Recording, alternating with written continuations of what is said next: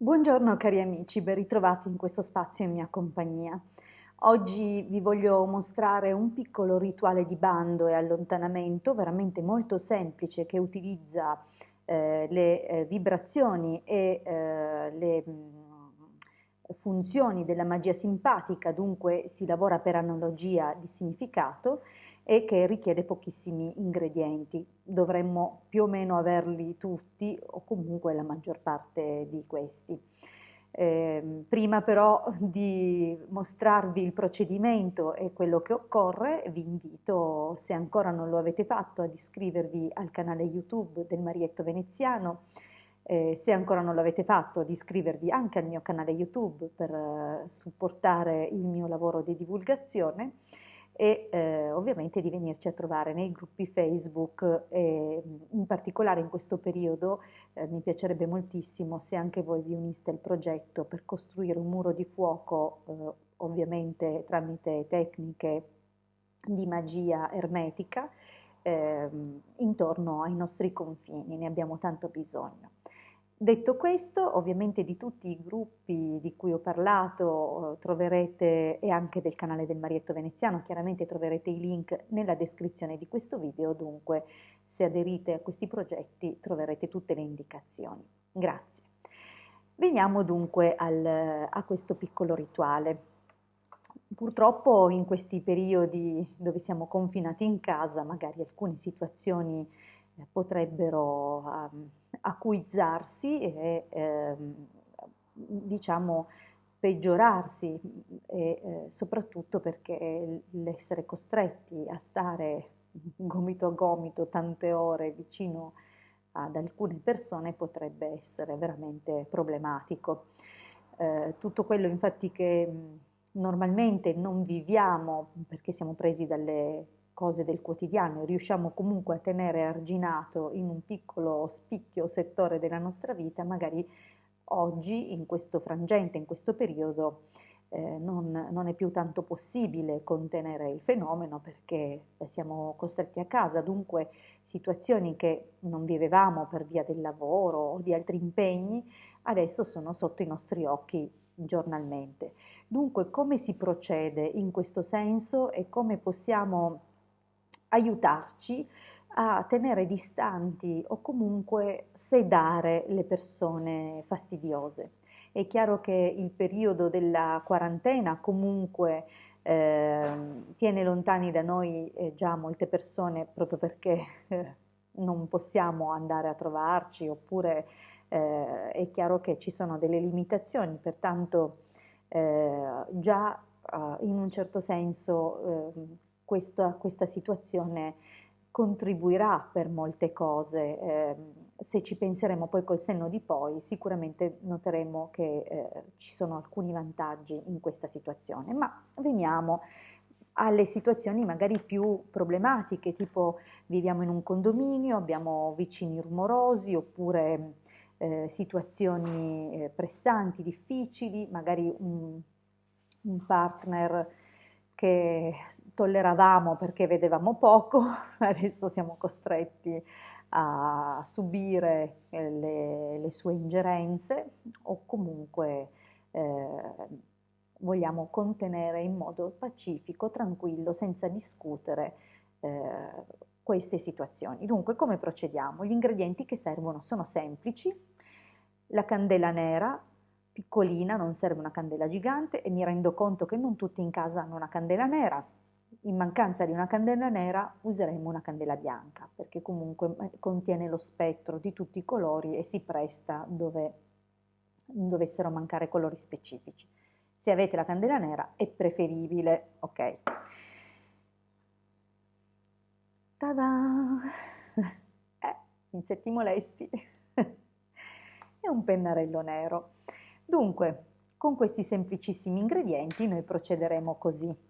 Accenderemo e ovviamente ci serve o un accendino oppure un fiammifero, quello che è, non importa, perfino la fiamma del gas, non ci formalizziamo, l'importante è accendere la nostra candela. Cominciamo appunto, ehi, dove vai? Accenditi. Cominciamo appunto dalla candela la prima cosa che facciamo è quella, poi così che cominci già a lavorare. Ovviamente penseremo con intensità alla cosa che stiamo trattando, dunque ci concentreremo sulla o sulle persone, perché possiamo agire anche su più persone contemporaneamente. E a partire dal centro cominceremo a scrivere i nomi delle persone, ok? Col pennarello nero su tutta la spirale. Se i nomi, per esempio, se lavoriamo su una sola persona, allora il suo nome lo scriveremo tante volte quante occorrono per riempire la spirale. Se sono più persone, faremo in modo di farle stare tutte nella spirale e se dovessero terminare prima della lunghezza della spirale, le ripeteremo i nomi delle persone. L'importante sarà scrivere su tutta la lunghezza della spirale. Quando avremo finito, accenderemo lo zampirone.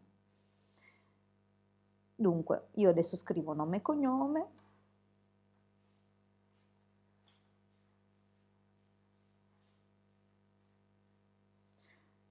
con un bel pennarello nero, adesso vi faccio vedere, vedete che resta scritto?